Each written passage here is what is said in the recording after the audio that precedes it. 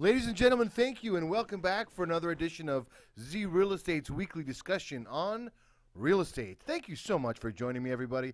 We got a lot to discuss this week and not a lot of time, so I will try to make this brief, succinct, and to the point.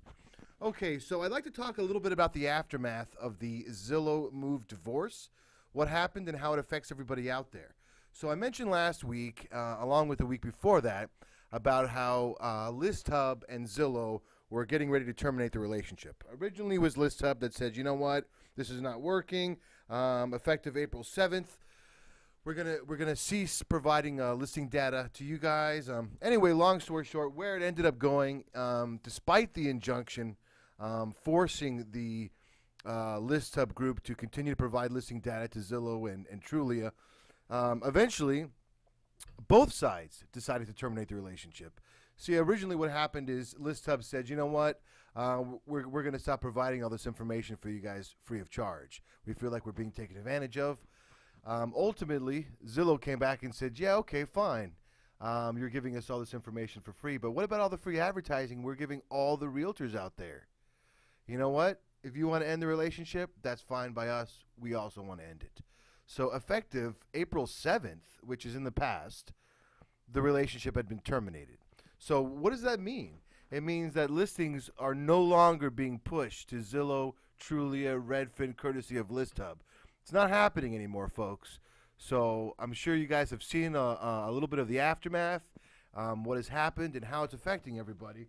But in a nutshell, in order for listings to get from the MLS to Zillow and Trulia, now something else has to happen. An independent agreement between the CRMLS and the Zillow group, which has been made effective April 7th, 2015, will allow this information to continue to get ported, in essence, relatively seamlessly.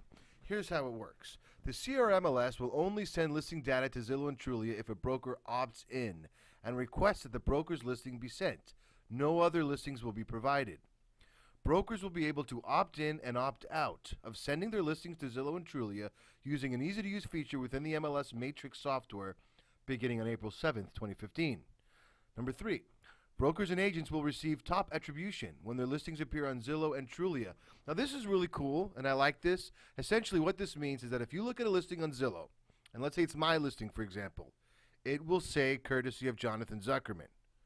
Why is that cool? Well, I'll tell you. Because before, it might say me, or it might not. Realistically, what it would always say is it would always say the name of the realtor who happens to be the advertising special of the week, whoever is paying Zillow.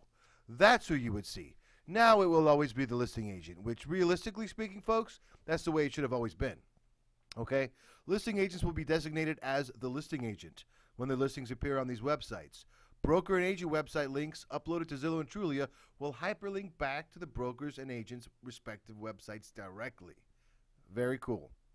Brokers and agents may, at their option, upload free of charge business contact information to Zillow and Trulia so that it is readily available to the public. Zillow and Trulia will be able to pull broker opted-in data every 15 minutes, but no less frequently than one time per day, keeping listings more up to date.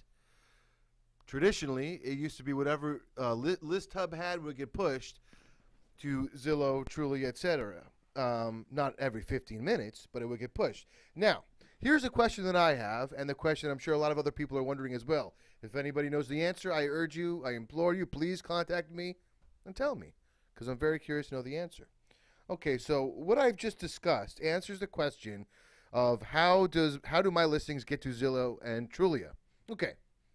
What about the other 82 public listing syndication websites? How do they get there? Realtor.com, RealtyTrack, C21, Remax, eLookYou Homes, Home Finder, etc., etc., etc. Do we actually have to go on each and every one of those sites and manually upload our listings? Is there not an easier way? Somebody needs to do something about this. Anyway, if anybody knows the answer to that, please call me back. And until next week, have a great week, everybody. And you can always contact me anytime, Z Real Estate. Thanks so much for tuning in, and have a great weekend.